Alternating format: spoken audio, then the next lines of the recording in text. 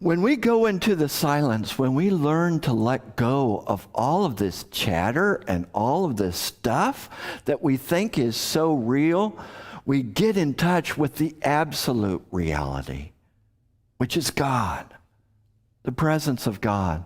Reverend Deanne talked about that last Sunday, about this presence of God living itself as us. And when we realize that, when we realize unity's first principle, everything falls into place. The other principles come from that. First principle, that there's only one power and one presence. And that means, the second principle, that presence is showing up as me.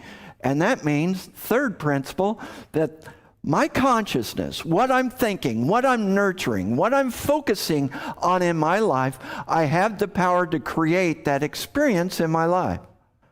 The fourth principle, by prayer and meditation, I can align with this absolute presence so that, number three, I can reveal the experience I want to have in life. Because number two, I am the presence of God in action. Because number one, there's only one power and one presence.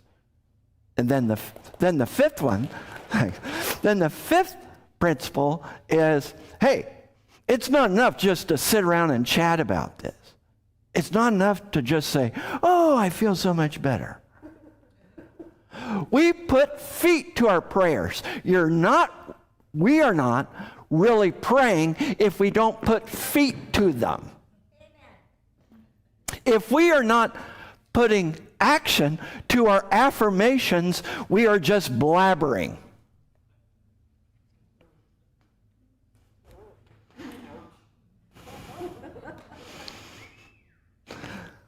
Affirmations have power to change our consciousness, power to bring us into alignment so that we can act in a way that is being the light in the world.